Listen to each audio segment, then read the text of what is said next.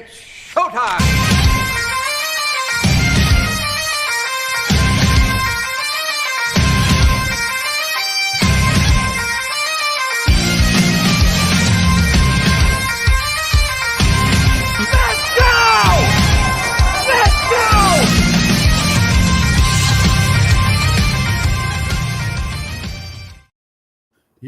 Yo, what is going on, Patriots peeps?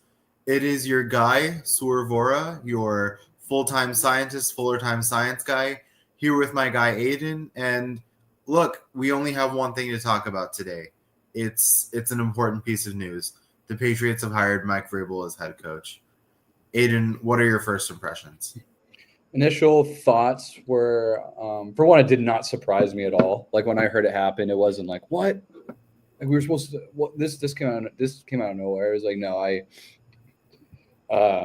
just the ties to New England, how well. I mean, he knows the organization. He played here for a handful of years. It makes sense. I wasn't jumping out of my seat, just like high-fiving people and celebrating and stuff. But I definitely wasn't like bummed out. I don't think it was like the sexy home run like pick, but I think it's still like it's definitely an improvement. Like he has head coaching experience, he's won in the playoffs, and like I don't know, he's just shown that he can coach at the next level. So we already know that what he can do.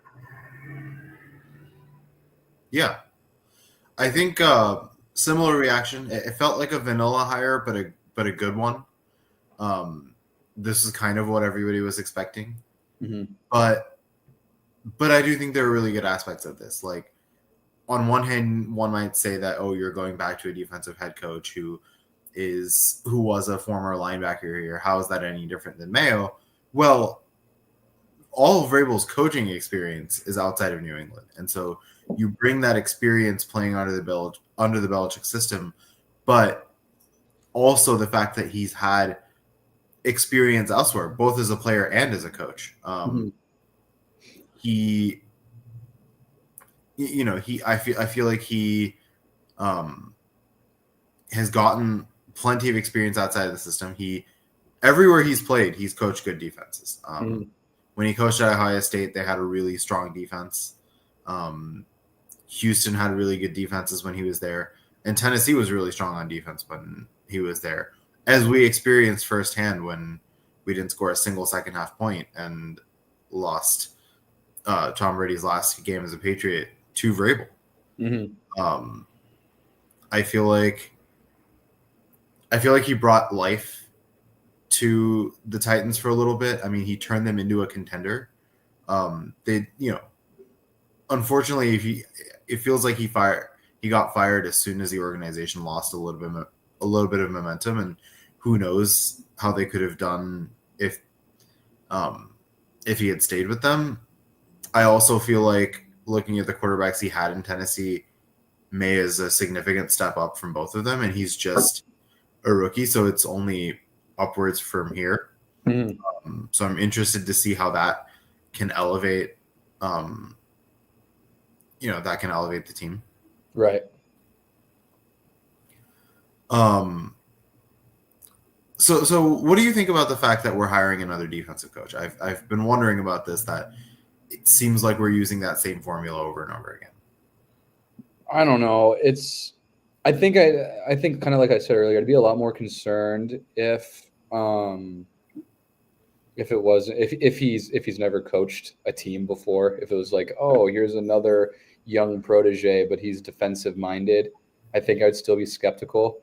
There's still a little bit of skepticism of like, is this really going to work out? Like, what's he going to do to like build May? Like, I don't know. I think as much as it used to be like a defense wins championship type league, it's not that anymore. And it's like we have our franchise quarterback, or so it seems. So it's like, can a defensive minded coach like build upon that and like still build up a good offense? So that's kind of what I kind of worry about a little bit. But again, like I'm not like crazy nervous because like, well, he's shown that he's more than capable of leading a team.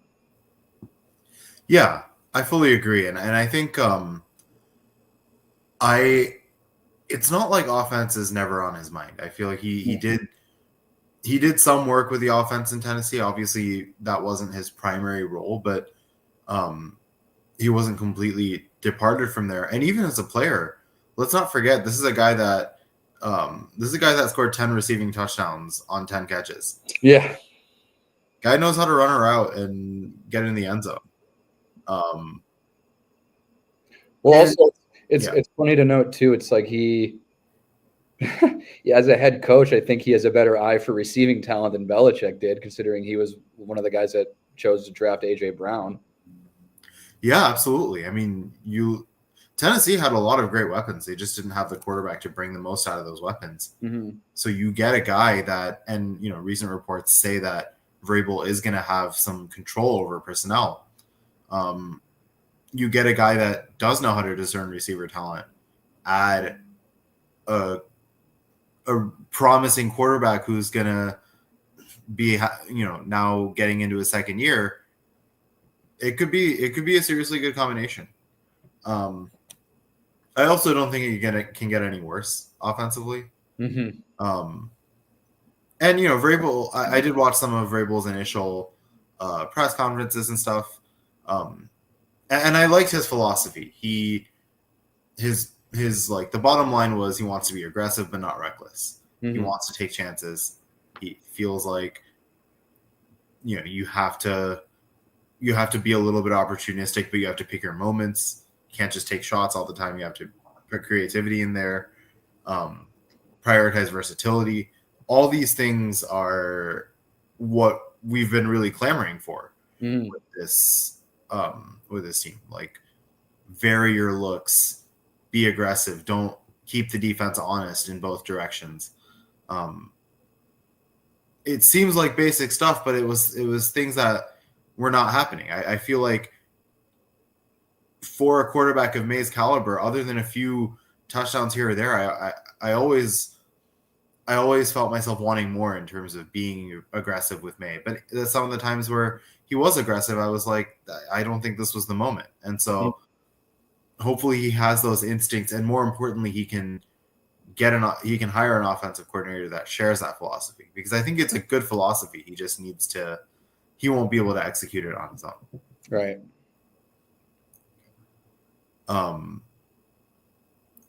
From Van Pelt and Mayo, like, is there anything that you would want to like stay in the Mayo era, or sorry, in the Vrabel era? Like, what parts of last year do you want propagated forward, and what parts of last year, coaching wise, do you want gone?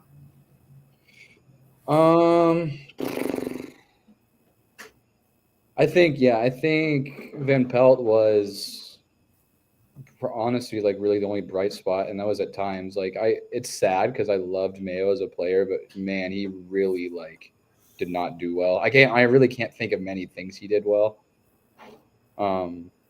But Van Pelt, like, even with iffy play calling, there was some times where it was like he was just cooking with like some drives, and we were just driving down the field, marching down the field.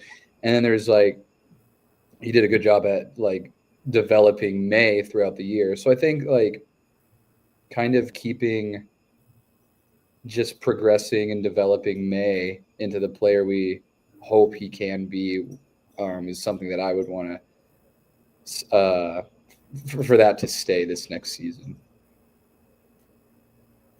Yeah, absolutely. I think probably the biggest thing I want gone is the mistakes. Vrabel's known for running a tight ship. He's a little bit Belichickian in that way. Tennessee, while at times they weren't the most exciting, especially in the passing game, they really didn't do much in the way of stupid mistakes. You didn't see a lot of where did this come from type penalties or phantom turnovers in big moments and things like that. They in the winnable games, they would usually do enough to win.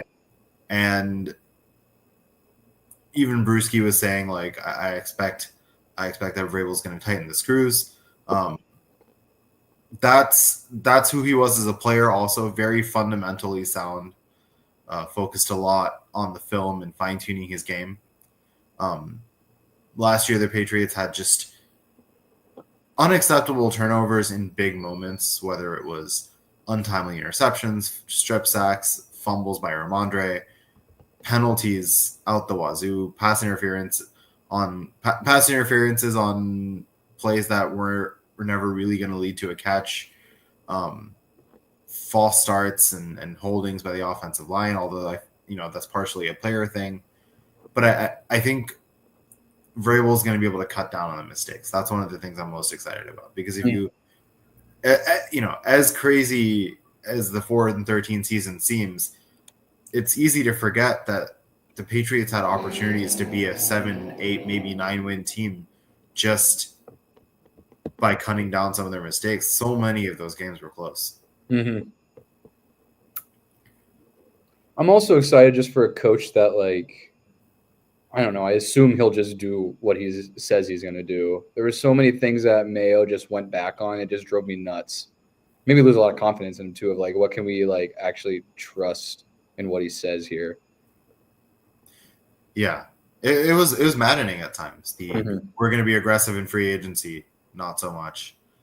Also, all of the unhinged comments he made at press conferences, the comment about his players being soft, or like he benched all like the older guys again in Chicago, and then the week after Kendrick Bourne plays 100% of snaps after not playing a single snap. Like that was just super weird, just weird. I don't know. Yeah, his decisions at wideout just felt like an experiment all season. Mm-hmm. And then you take a fourth round pick in Javon Baker. You have a receiver core that's really not performing well, and somehow you don't feel like he's worthy of playing a single snap. Mm-hmm. Bizarre. I definitely want to see some Javon Baker this year. How are we going to know what we have in him without trying him out on the field? Mm-hmm. Especially given that he had a decent preseason and he was getting a lot of targets. Mm-hmm. I think especially if we are able to get a top wide receiver, whether it's in the draft, free agency, or both, we don't have time to be able to experiment. We need to use our weapons effectively. Mm-hmm. With a top receiver, all of a sudden, a core of Booty, Douglas, and Bourne doesn't seem so bad. Mm-mm.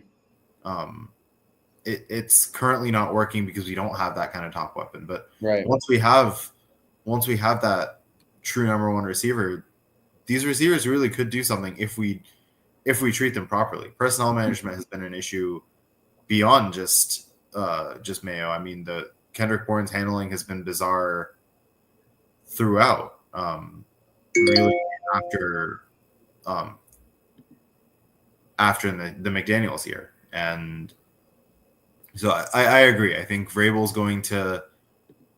done this for long enough that we can expect some more consistency out of him. We can expect him to be more practical with decision making and more professional at the mic. Sometimes people are like, oh, what's in a press conference? Honestly, a lot. The players are hearing what you're saying, and you project a certain image as an organization. I feel like these things matter as far as increasing the buy-in within the organization on what kind of team you are. Right. What do you think needs to happen this offseason for Vrabel to be successful?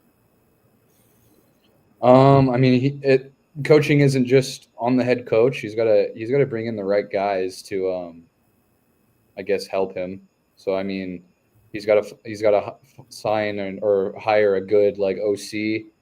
I think DC. I can't remember. Is Covington gone?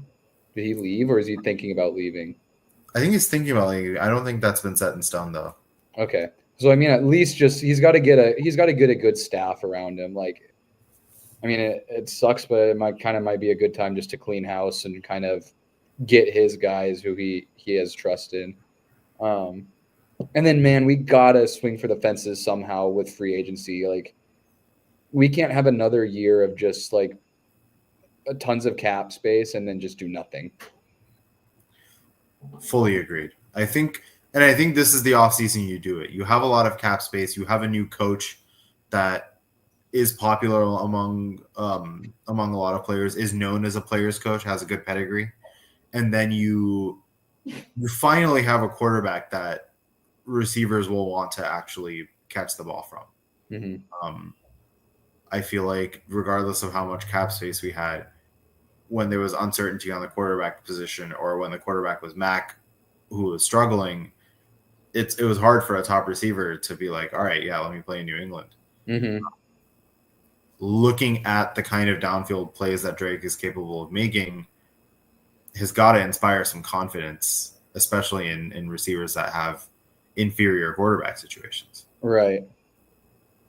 And and in receivers who want to like kind of make something special, I guess. Like, we're not a good team to go to if they want to play for a contender.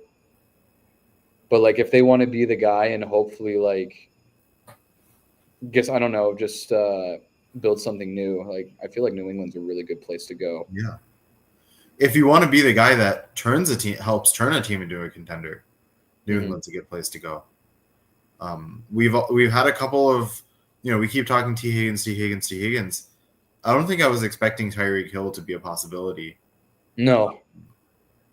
Until he said something in week 18, but speed, hands, and yeah, he might be a little bit of a character, but the guy can catch the ball and the guy can run a route. There are some other names out there. You have good picks. You can make some moves with it, with trades. You have a quarterback. You have a third string quarterback that all of a sudden is good, and put on a performance that teams might be interested in. Use that as an asset. You have a lot of receivers and you're not going to be able to keep all of them, some of whom are solid. There's room to play for the Patriots, whether it's on the trade end, whether it's on the free agency end. But given our prior track record with the draft, which maybe with Vrabel there, it could help. I think I feel more confident with Vrabel than I did with Mayo and Wolf or with Belichick on picking a good wide receiver in the draft. But I still think we need someone proven. Right. If not now, when is my question as far as swinging for the fences. Right. Like, this is a perfect time to do so. What's going to happen? You're going to set the franchise back? Like, the franchise already sucks right now. Like, you can't when you have a young quarterback. Cannot get worse. Yeah. You got to be aggressive at some point. Like, build around this young talent and see what happens. Yeah, absolutely. And I think it's important to, when you think about whether this team can be a contender next year, I think it's unlikely that this team like makes the AFC Championship next year or anything. But at the same time, we were a few moments every game away from being a 7-8 win team. It's not inconceivable that this team can make the wild card round. With the right offseason. Everything needs to go well. You have to make the right hire at offensive coordinator. That'll also influence how the free agent market goes. Well, does a player want to play under this quarterback offensive coordinator coach combo? It's kind of a triple package that way. And it's imperative that the Patriots, who are now making their fourth consecutive offensive coordinator hire, make this their last for the foreseeable future. You cannot just keep doing this, especially with a young quarterback. It would be the worst thing you can do for Jermaine's development to give him 3 OCs in 3 years. Who would you like to see hired as offensive coordinator? I think as of this moment, I think Josh McDaniels makes the most sense. And like, he's already proven to be a really good offensive coordinator. Like, Granted, like his glory days were like in the days of like Brady's peak. So I mean that makes it easy, but I mean also he was the OC I think when Mac had his rookie year, which was like people forget it was a pretty good rookie year. Like there were a lot of hopes after that season that hey maybe we got a guy, which obviously you kind of fast forward and it didn't pan out that way. But I mean that was still like he helped. He was pivotal in that. I know he's shown he can't really do the head coach thing, but I don't think that means he's out on like calling plays for the offense. He's done a really good job at that, and he did that in New England. So it's like he has familiarity with Vrabel too. Like it makes a lot of sense, and I think I would honestly be most excited if he got hired as an OC at this point. Yeah, I mean, let's remember it was McDaniels leaving that started this roulette that's been going on. McDaniels is the last kind of consistent offensive coordinator that we've had. Mm-hmm. And again, as you said, he made Mac Jones look really good. Mm-hmm. And I don't know for sure, but I have to imagine that Mac Jones' career would have gone at least better than it is now had McDaniel stuck around. I wouldn't be surprised if he'd be our quarterback now. Mm-hmm. He had promise, but you take the Bills loss in conjunction with switching an offensive coordinator again, and then you start making mistakes, and all of that stuff got to his head. And as talented as Drake May is, he's still a rookie. He's still prone to these things.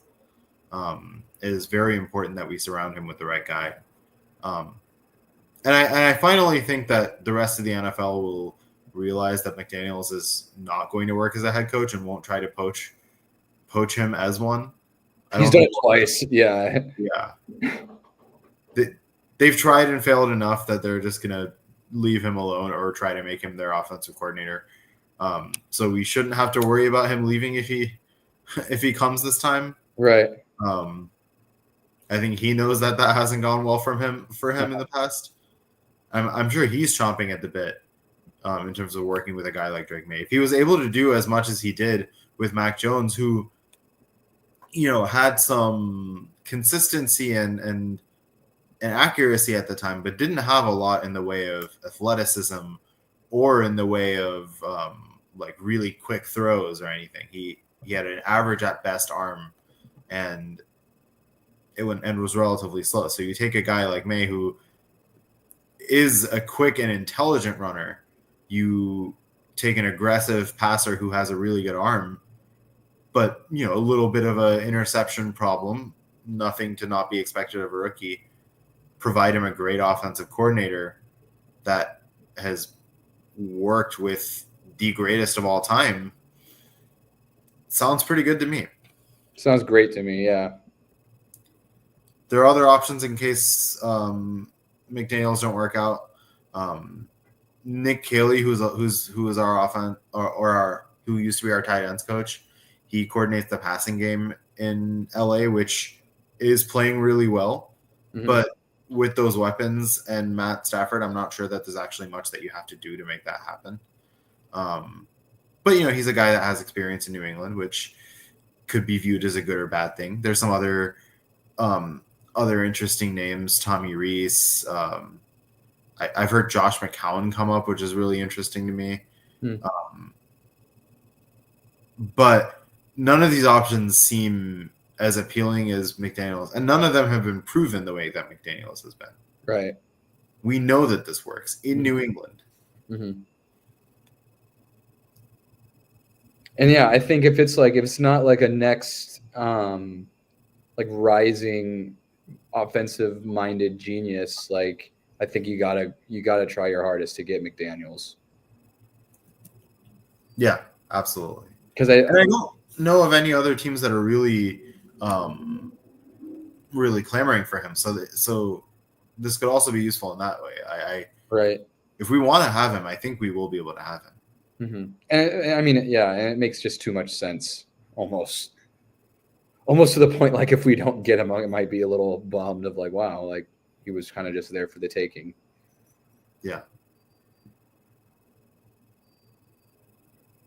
One thing I'm curious about. So I'm gonna go through all the free agents we have this year.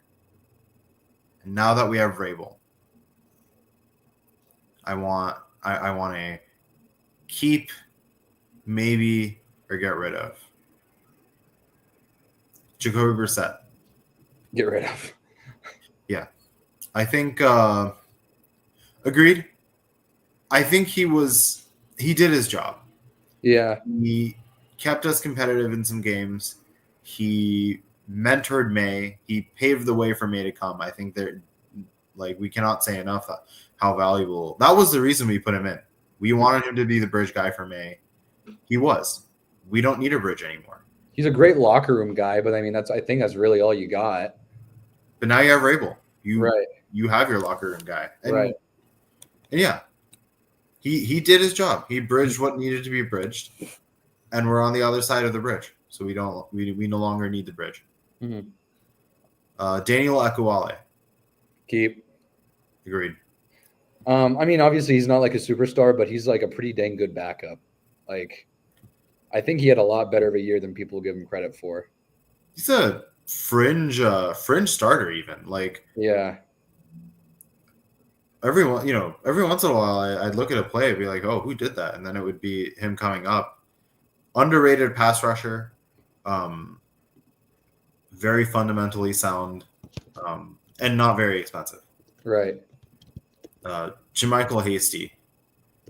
I don't know. That's tough. I maybe keep, like, I don't think he's gonna cost that much, but he was a good number 3 back. Like, it's not like if we get rid of him, I'm not gonna be sad. But I mean, he was fine for the role he was asked to do. Like, he wasn't spectacular, but it wasn't like, who is this guy getting off the field?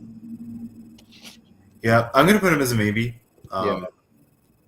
I like what we have in Mondre and Gibson.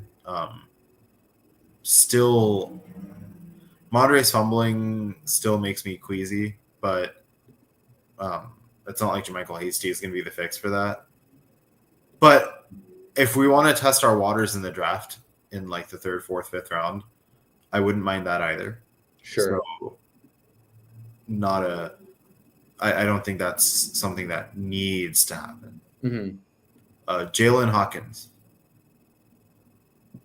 I feel like we have just so many gross, like, free agents. I don't know. Like, maybe.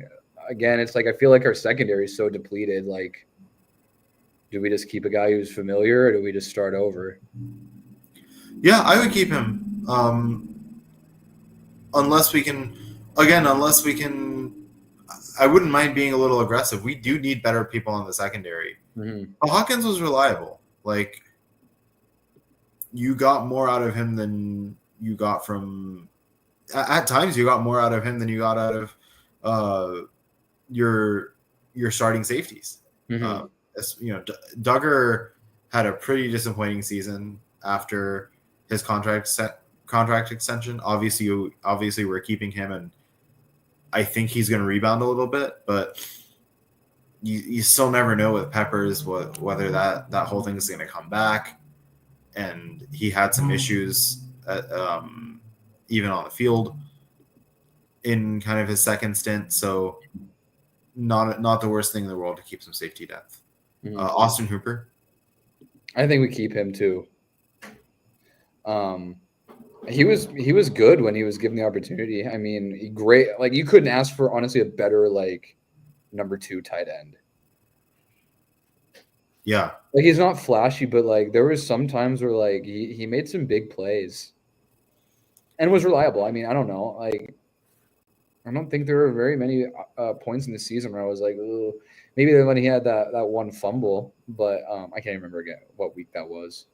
But I think, yeah, too many to count. I think we keep Hooper too.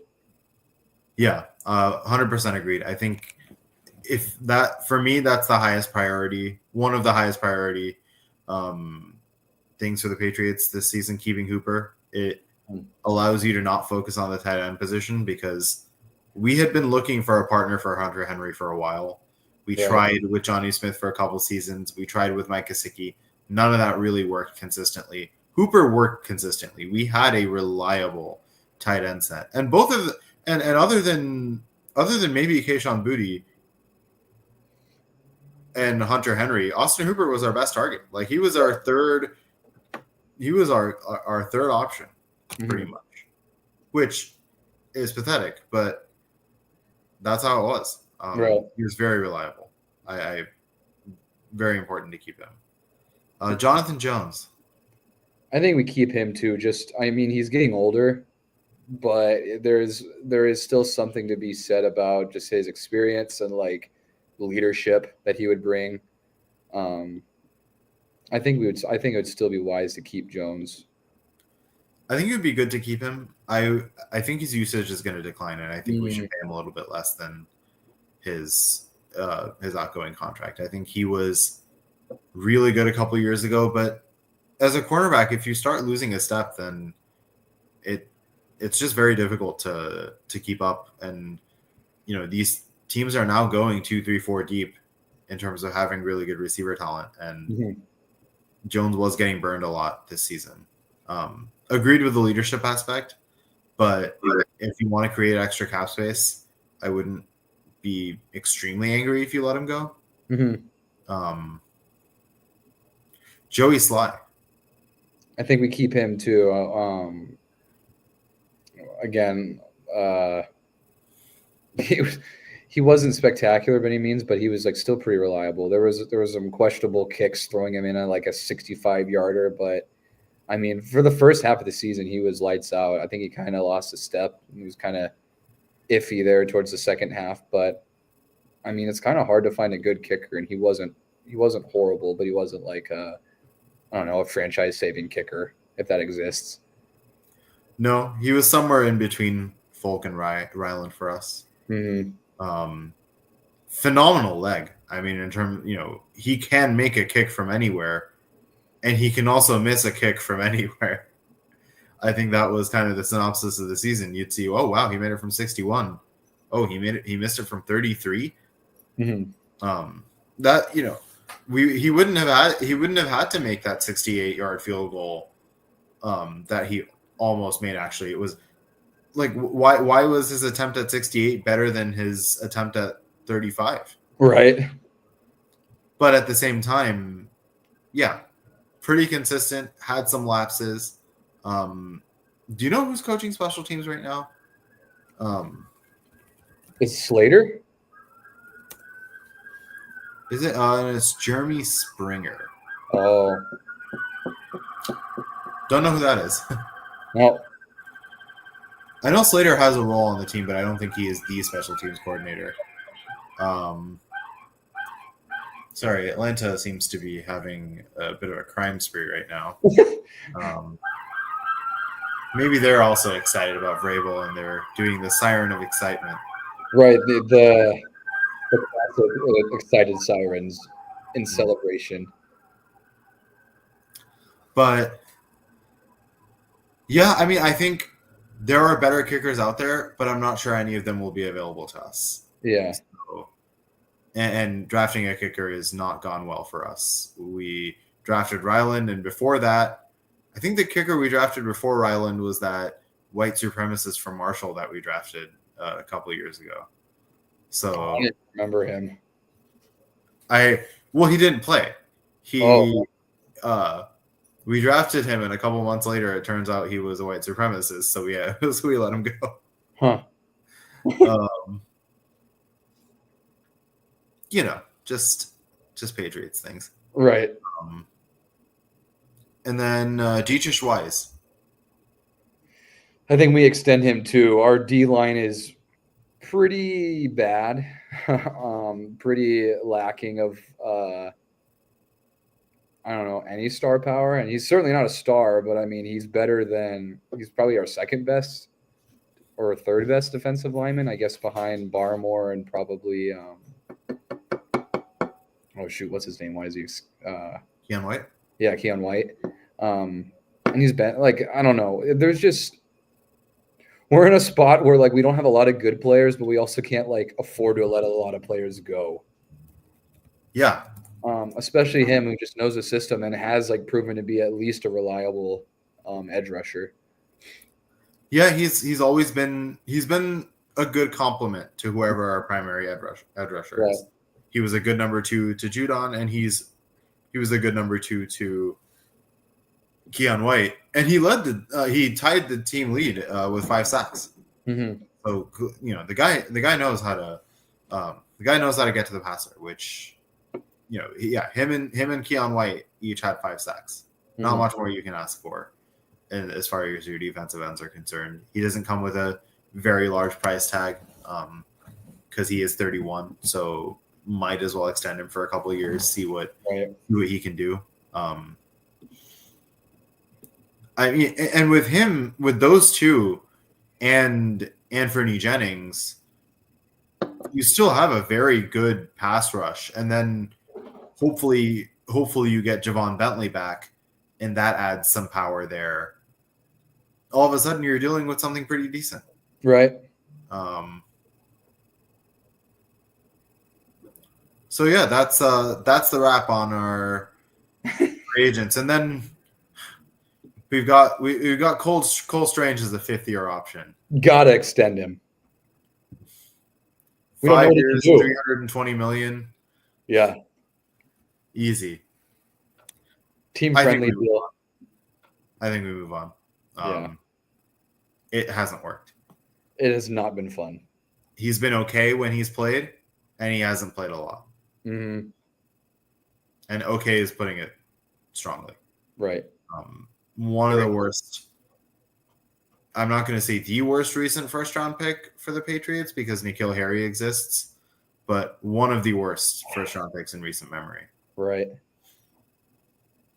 And I think it gives the Patriots the option to maybe retool with someone that can be a little bit more consistent and reliable at guard. Maybe it's a veteran, or maybe you can use not the first-round pick, but you can use a second or third-round pick to get a solid guard.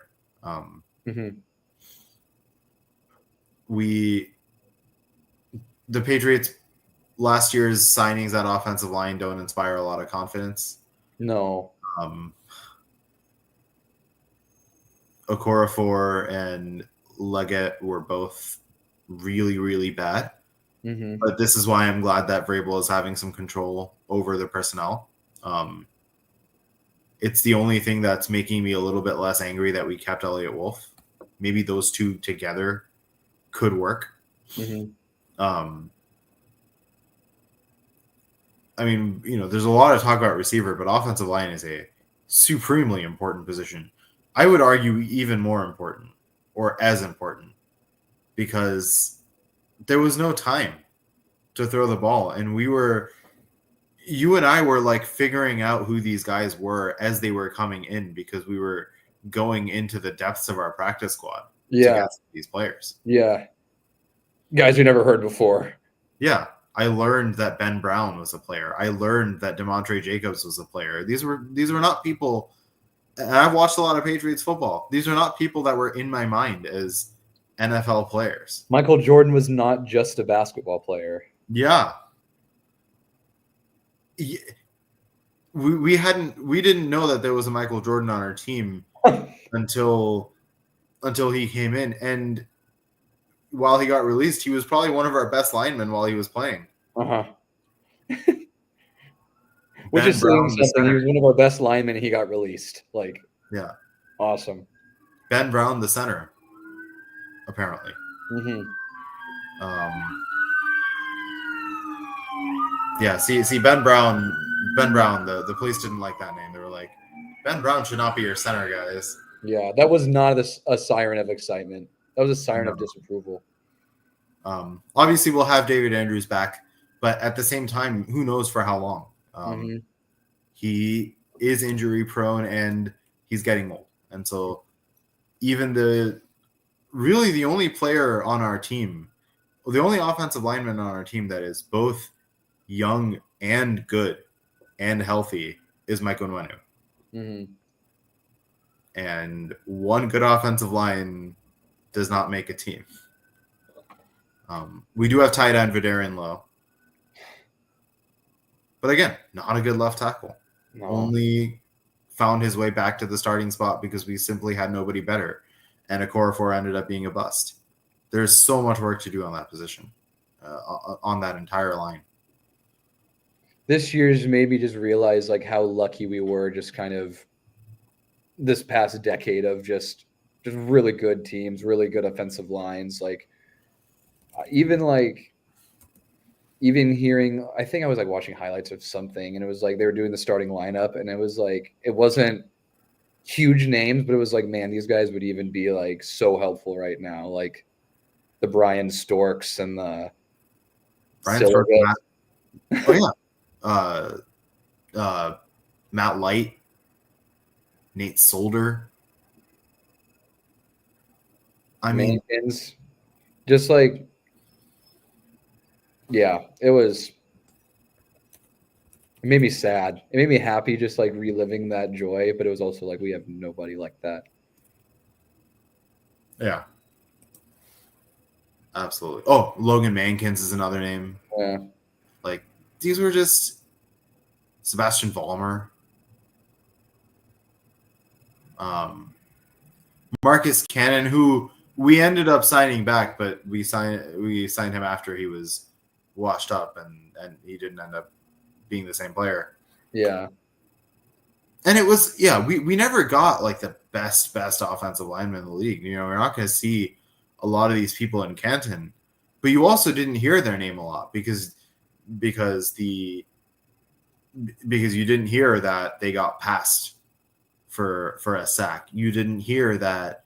You don't hear their name in the refs' mouths because of penalties. Right. But I got to get to know these Patriots offensive linemen this year because the refs kept saying their name to me. Vidarian Lowe. I'm like, I get it. Vidarian Lowe is our left tackle. You don't need to be saying his name so much, ref. He's not good. Well, he was one of our leading touchdown scorers. That's disgusting. I hate that. I hate that stat. He also had as many touchdowns as Trey McBride. It would have been nice if Trey McBride had not scored a touchdown the single year. Then I could have said that Vidarian Lowe had more touchdowns than him. He also, I think he had as many touchdowns as Deebo Samuel. Did he? No, Deebo Samuel caught a couple of touchdowns late. That's a shame. Yeah. Well, he had as many touchdowns as Deebo Samuel with 2 games to go. Close. Almost. He was almost our Deebo. Yeah. There you go.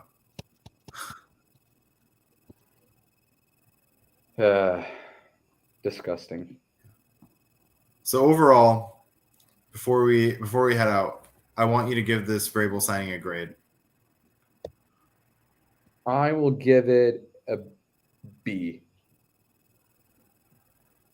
Like a solid B. I don't think I'll give it a B plus or B minus, just like a B.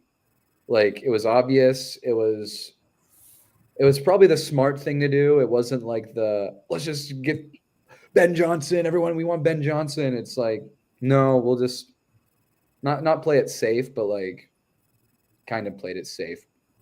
But it's an improvement. Yeah. Well, with the guy that could do it as a head coach, and he had proven it. Like Ben Johnson was kind of the guy that I wanted, but at the same time, we had just talked about a guy in Josh McDaniels who was a really good offensive coordinator, but didn't really know how to head coach. We don't want that in New England. I'm going to give it a B plus. The hire itself, I'm going to give a B, but I'm going to give the plus because we were very timely with moving on from Mayo and hiring him, and doing it this quickly is going to allow us to now spend the entire offseason bringing the pieces around Vrabel to fruition. We didn't go through any extended search. We interviewed our guys. We made the hire very quickly, and now the Vrabel era begins, and the offseason hasn't even really started for the playoff teams. Right. So for that, I'm going to give it a B plus. Sure. And we'd like your grades on this podcast. unless they're lower than an A, in which case we don't want your grades for this podcast. All jokes aside, we're heading into the off season in Gillette Gazette. Aiden and I have some ideas of what kind of content to bring you, but obviously things are slow. We want to know what y'all want from us. Are there any special little segments that you'd like us to put in? Are there fun topics that you'd like us to talk about? Are there pressing news stories that we need to hit that maybe we weren't planning on? Let us know. Comment on the YouTube video. Comment on the Twitter or Facebook, wherever you're watching. We want to know what you want for the off season. Mm-hmm. But we'll still be with y'all every week, and we'll have our own things to talk about. So, till next week, Gillette Gazette.